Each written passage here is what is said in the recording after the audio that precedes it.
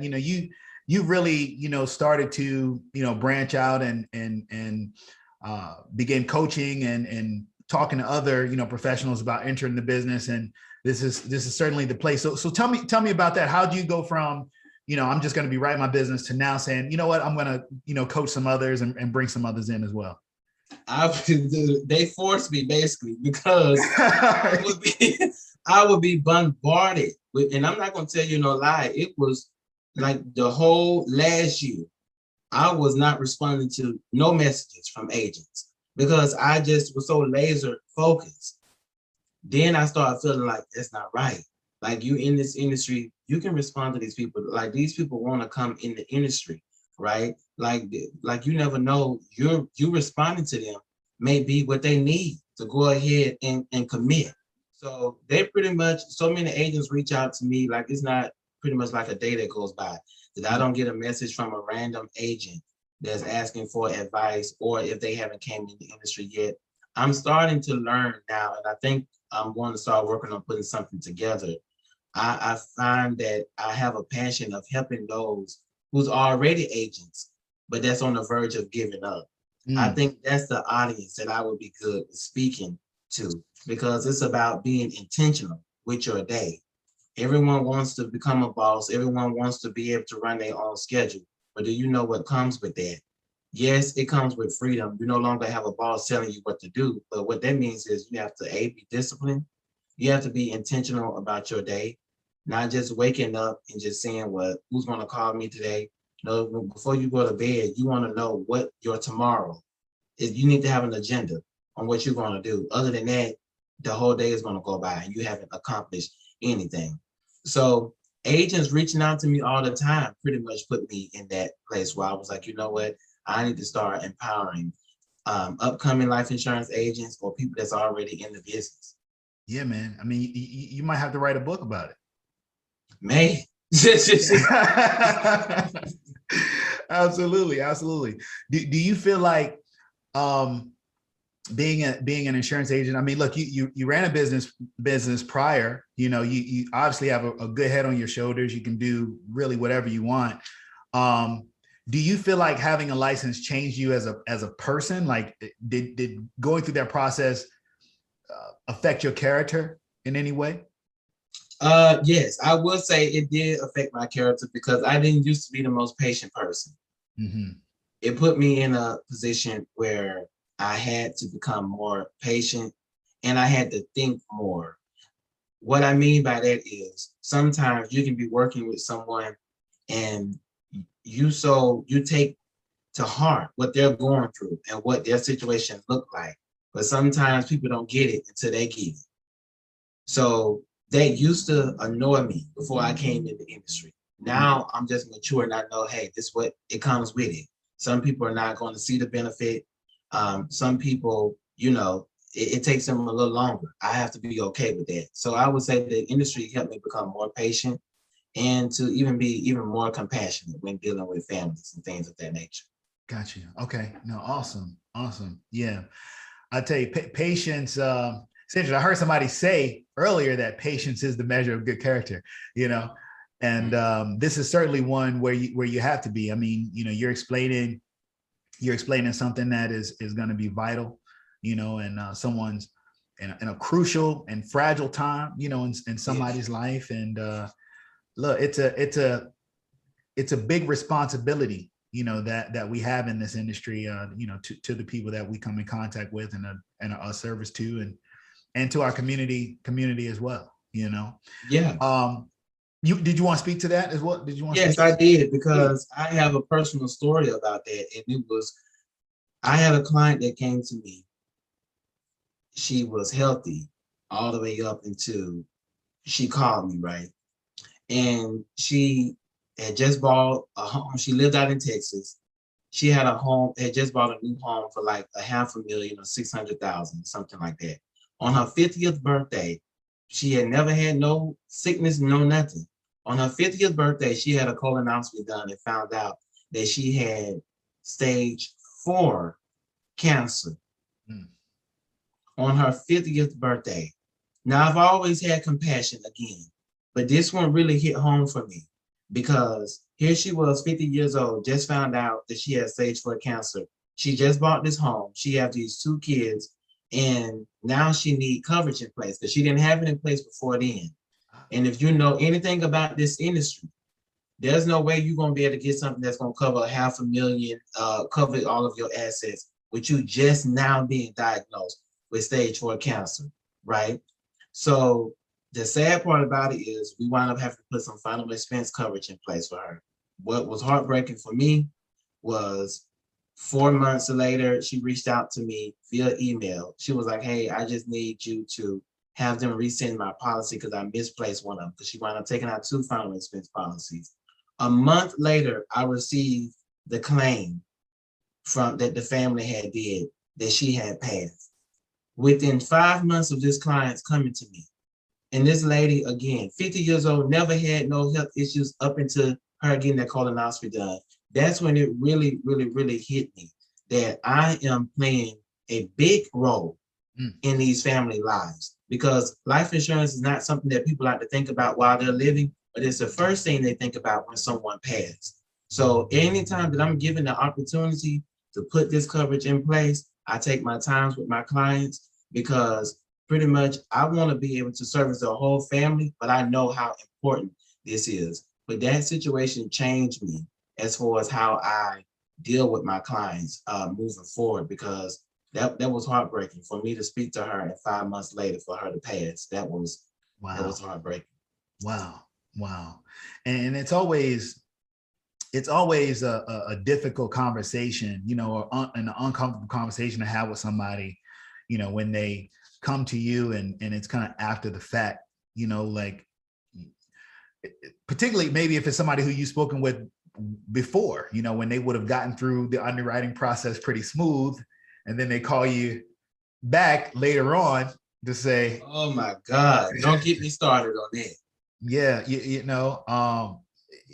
it's man, that is a rough story. I mean, now your family was growing up. I mean, was having, I know that the commission sales, hey, look, watch out for the commission sales. If life insurance man come, hey, don't necessarily open the door. But was life insurance important with your family growing up?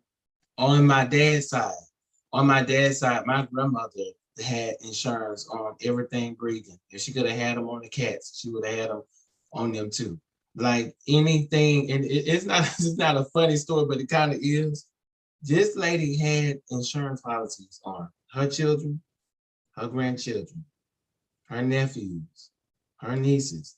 And I always used to say, now I went in the industry then. That's also what gave me the inspiration to come in the industry too. That's, my grandmother, because I was very close with her. It's my grandmother on my dad's side. She had insurance policies on just about anything. And to tell you to see how a lot of them policies paid out to her while she was still living, because people grow up, some people get on drugs, so just things that so many people that she had policies on had passed while she was still living. Wow. And this was back in the day when you take out all these little $10,000 policies, but every time you turned around, she was 10,000 here, 15 here, 20 there, 10,000 there, because she was big on making sure that she had life insurance. So that was on my dad's side. I did life insurance was definitely a must on my dad's side. Not so much on my mom's side. No. Yeah, but you were exposed, to seeing what those benefits look like. Yeah. Oh yeah, most definitely. I didn't see no problems ever with a burial or a funeral, or ever having to raise money for a funeral on my dad's side of the family, ever. That was on my mom's side. When everyone had to sit down and figure out who's gonna give what and all this madness. Yeah. And it's definitely a much easier scenario to go through. I mean, it's not an easy scenario at all when you lose a family member, but definitely creates less stress when that part is taken care of, when the financial aspect at least is done. Versus it's a lot less stressful, because the funeral homes is a business as well. That's right. They don't care. They want their payment to do whatever service they need to render, so you have to have your business, and it's our responsibility to make sure that we have coverage on our loved ones. It's not the community, and I'm not being rude, But we live in a day and time where it's easy for people to just create a GoFundMe page. And people have to understand. I know some scenarios happen where, you know, people couldn't control it. Sometimes they may have had something in place, but they got it too late, and who knows. But we live in a time where people are quick to put a GoFundMe in place, but it's not the community's responsibility to help you bury your family members. Right. That's it. I mean, I'm just being honest. It's not the community's position, because if the community came to you and awarded you $100,000, you're not gonna go, hey, let me just get this out to people. You're not gonna do that. But you want the community to come together to bury your loved ones. So it's not about getting the biggest policy in the world. I actually really don't care what you put in place. You need to put something in place that's affordable for you, that's going to take care of whatever your specific goals is. Some people goal is wealth building, some people goal is just final expenses. Whatever that is, you can find a life insurance policy that's going to meet your budget. Yeah. Yeah. I love it, man. So talk to me. You know, I think that I see how, you know, you're maneuvering, and I see how you are continuing to grow, and I know, man, that, you know, you are just going to continue to just be more and more influential in this industry, help more and more people. So I won't ask, you know, what the goal is now, because I know you're still working towards, you know, what the final goal is going to be, for what that final objective is, right? But here's what I do want to ask. I want you to, now I ask you to go back in the past initially, right? I want to go into the future. It's 15, 20 years from now. Where is Jamil Warren, you know, in this industry? What is the contribution that you've made, and the impact, you know, that and legacy you've left? Yeah, I definitely would say that far in the future, I definitely would say definitely Vidacare being a multi-million-dollar life insurance agency, not just for me, but definitely an agency that has done good on the production side. Definitely an agency that has helped change agents' life. And the other side of it is me empowering other life insurance producers as well. Like I said, I really feel like I'm still brainstorming on that now. I'm not sure what I'm going to do yet, but I know I have to do something to reach back, because some people just need a hand up. And I really, every time I have a conversation with someone, I can tell that their life has changed and impact just from what they send me. So in the future, I see seminars, I see books, I see some of everything in the future for me and Vidacare. Hey, absolutely, man. Hey, look, I see it for you as well. You gave some words of advice, but I mean, just any summary statement for somebody who's on the fence, thinking maybe they want to get into this business, but they're trying to kind of figure it out. How would you summarize that for them if they're on the fence about the decision? Yes, I would say you have to think about where you've been and where you're headed. In any industry that you're in, you're going to have challenges. If you're on a job, I'm certain you have challenges there. So you can't think that I'm not going to join this industry because of what challenges may happen, because they're going to be in every industry. But I would say joining this industry here, you want to definitely make sure that you come in ready.